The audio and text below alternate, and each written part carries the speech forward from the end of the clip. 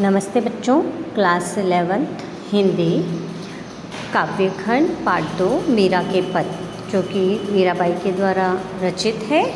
आज हम इस कविता के प्रश्नोत्तर करेंगे, जो कि पद के साथ दे रखे हैं। वह प्रश्न, पहला प्रश्न है, मीरा कृष्ण की उपासना किस रूप में करती है, वह रूप कैसा है? उत्तर, मीरा ने सदैव अपने आराध्य कृष्ण को अपना पति स्वीकार किया। उन्होंने कृष्ण की उपासना उसी दाम्पत्य भाव के साथ की है। मीरा कृष्ण के सगुण रूप की उपासना करते हुए कहती हैं कि कृष्ण उनके सब कुछ हैं। उनके समक्ष उन्होंने अपना सर्वस्व समर्पित कर दिया है। श्री कृष्ण के अतिरिक्त अन्य किसी से भी उनका कोई रिश्ता नाता नहीं है। मीरा के अनुसार कृष्ण गिरिराज पर्वत को धारण करने वाले और सिर पर मोर मुकुट पहनने वाले हैं। उनका यह रूप अत्यंत मनोरम है और उन्हें अत्यधिक प्रिय है। मीराबाई स्वयं को कृष्ण की दासी यानी पत्नी रूप में मानती हैं। प्रश्न नंबर 2, भाव व शिल्प सौंदर्य स्पष्ट कीजिए। क वाला जो है, असुवन जल सींची सींची प्रेम बेली बोई, अब त बेली फेरी गई आनंद फल होई। उत्तर, भाव, प्रस्तुत पद में मीराबाई का कृष्ण के प्रति गहरा अनुराग एवं भक्तिभाव चरम पर दृष्टिगोचर हो रहा है। श्री कृष्ण के प्रेम में पगी नेह बेल को मीरा ने अपने आंसुओं से सींच सींच कर अत्यंत विस्तृत कर दिया है। फैलाव लिए हुए इस प्रेम बेली से अब मीरा को आनंद रूपी फल प्राप्त होने लगे हैं। वास्तव में मीरा कृष्ण भक्ति में पूरी तरह लीन हो गई है। अब हम इन पंक्तियों का शिल्प सौंदर्य देखेंगे। पहला पॉइंट, असुवन जल प्रेम बेली एवं आनंद फल में रूपक अलंकार की छटा देखते ही बनती है। दूसरा पॉइंट, सींची सींची में पुनरुक्ति प्रकाश अलंकार है, यानी एक ही शब्द की आवृत्ति बार बार हुई है। तीसरा पॉइंट, बेली बोई एवं बेली फेली के में अनुप्रास अलंकार है, व्यंजन वर्ण की आवृत्ति।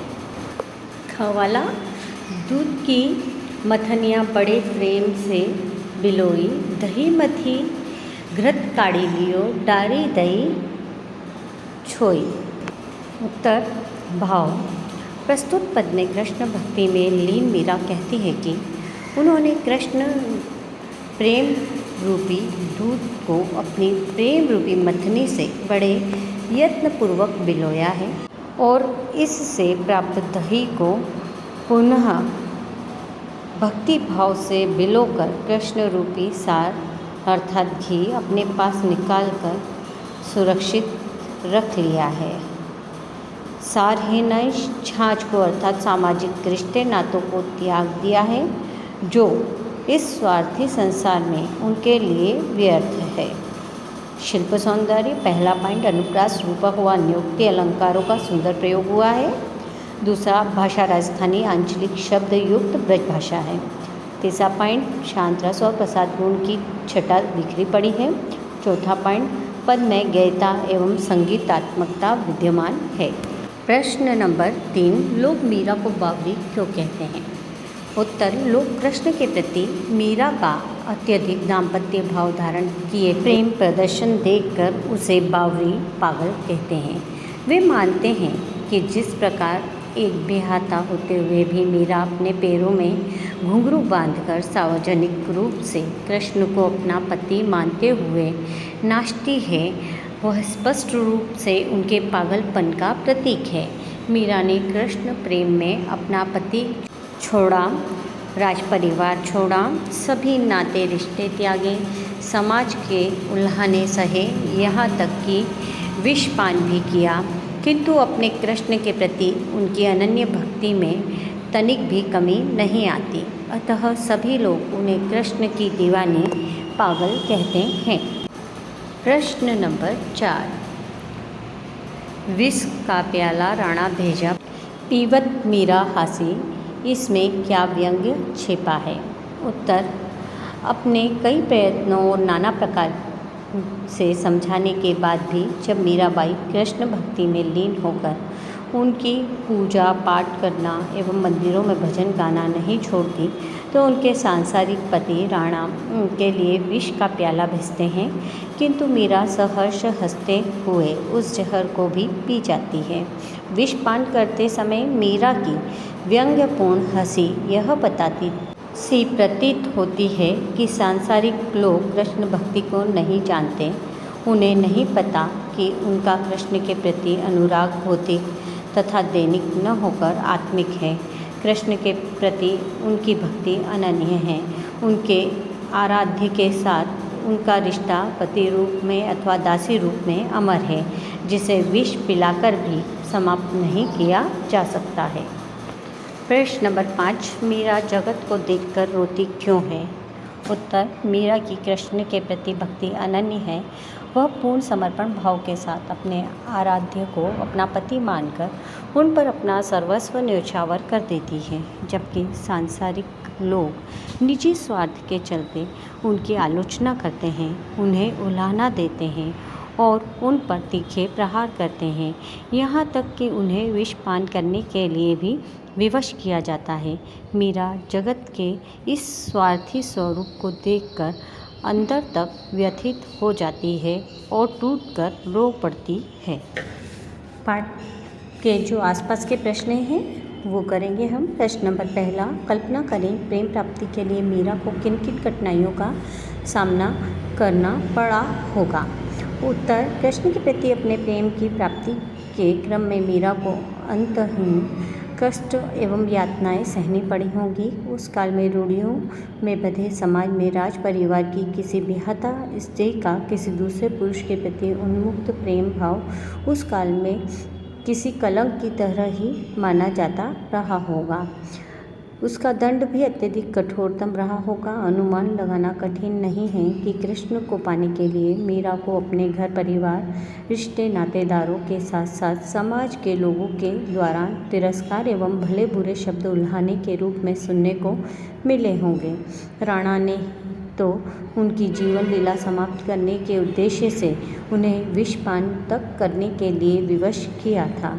अतः कहना गलत नहीं होगा कि प्रेम प्राप्ति के लिए मीरा को कल्पनातीत कठिनाइयों एवं असंख्य कष्टों का सामना करना पड़ा होगा। प्रश्न नंबर 2, लोकलाज खोने का अभिप्राय क्या है? उत्तर, लोकलाज खोने का शाब्दिक अर्थ है समाज की मर्यादाओं का उल्लंघन करना, समाज तथा कुटुंब द्वारा निर्धारित नियमों को तोड़ना। मीराबाई का विवाह राजपूत राज परिवार में हुआ था। उस काल में वहाँ स्त्रियों के लिए रस्मों रिवाजों के कई बंधन थे, जैसे पर्दे में रहना, घर की चौखट से बाहर न निकलना, उन्हें मंदिरों में गाने नाचने, संतों के साथ बैठने, अपने पति के अतिरिक्त किसी अन्य पुरुष के साथ किसी भी तरह का संबंध रखने इत्यादि का अधिकार नहीं था। ऐसे कार्य करने वाली स्त्रियों को ठीक नहीं समझा जाता था। समाज की ओर से उन्हें यातना मिलती थी। मीराबाई ने समाज के इन समस्त नियमों एवं बंधनों को तोड़ा और लोकलाज खो दी। प्रश्न नंबर 3, मीरा ने सहज मिले अविनाशी ऐसा क्यों कहा है? मीरा का कहना है कि उसके अनुसार कृष्ण अनश्वर है अर्थात अविनाशी है। उन्हें पाने के लिए सच्चे प्रेम और भक्तिभाव के साथ प्रभु के स्मरण में लीन होना पड़ता है। ऐसा करने से वह सहजता के साथ प्राप्त हो जाते हैं। प्रश्न नंबर 4, लोग कहें मीरा भई बावरी, न्यात कहे कुल नासी। मीरा के बारे में लोग, समाज और न्यात यानी कुटुंब की ऐसी धारणाएं क्यों हैं? श्री कृष्ण के प्रति मीरा के अनन्य प्रेम को देखकर लोगों ने मीरा को बावली यानी पागल कहना प्रारंभ कर दिया है।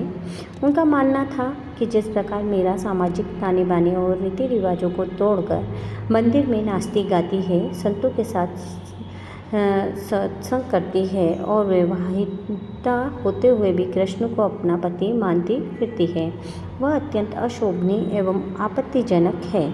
ऐसा करते समय उसे अपने कुल अथवा राज परिवार की मर्यादाओं का भी ध्यान नहीं रहता। वह कुल का नाश करने वाली, कृष्ण के प्रेम में पागल एक ऐसी स्त्री के समान है जो कुल की कीर्ति पर कलंक है।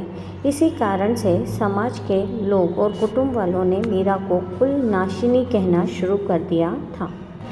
इसके अलावा आपको अतिरिक्त महत्वपूर्ण प्रश्नोत्तर करने हैं जो परीक्षा में पूछे जाते हैं। प्रश्न नंबर पहला, मीरा किसे अपना पति मानती है और क्यों? उत्तर, मीरा कृष्ण की अनन्य भक्त थी। कृष्ण के प्रति मीरा की भक्ति में दाम्पत्य भाव की प्रधानता थी। वह मानसिक रूप से कृष्ण को अपना पति मानती थी। कृष्ण के प्रति उनकी दीवानगी इतनी अधिक थी कि इसके लिए उन्होंने समाज एवं कुटुंब के लोगों के उल्हाने सुने, यातनाएं सही और यहाँ तक कि उनके सांसारिक पति राणा द्वारा उन्हें विष पीने के लिए विवश तक किया गया। किंतु कृष्ण भक्ति में लीन मीरा ने मुस्कुराते हुए विषपान भी कर लिया, किंतु अपने मन से कृष्ण को दूर न कर सकी। प्रश्न नंबर 2, आनंद फल की प्राप्ति के लिए मीरा ने क्या किया? उत्तर, आनंद फल की प्राप्ति के लिए मीरा ने अनेक कष्ट एवं यातनाएं सही, समाज एवं कुटुंब के लोगों की प्रताड़नाओं एवं उल्लंघनों का भी सामना किया, यहाँ तक कि उन्हें विषपान तक करना पड़ा। इस असीम फल की प्राप्ति हेतु मीरा को कुल की मान मर्यादा तक त्यागनी पड़ी। मंदिरों में जाकर वह गाती और नाचती थीं, संतों के सानिध्य में रहकर कृष्ण की भक्ति में लीन रहती थीं। उन्होंने अपने आँखों के आंसुओं के जल से कृष्ण रूपी प्रेम बेल को सींच कर बड़ा एवं विस्तृत किया। तब कहीं उस पर कृष्ण प्राप्ति रूपी आनंद के फल लगे, जिन्हें उन्होंने सहज भाव से स्वीकार किया है। बच्चों, अब दोनों पदों की संदर्भ प्रसंग सहित व्याख्या आपके सामने है। आपको इन्हें अपनी कॉपी में लिखनी है। हमने पद का अनुवाद किए, प्रश्नों के उत्तर करें। इतनी बार यह दोहराव हुआ है कि अब आप बस इसे पढ़ेंगे तो आपको याद हो जाएगी। इसलिए यह दोनों संकेत सहित संदर्भ प्रसंग सहित व्याख्या आपको अपनी कॉपी में करना है।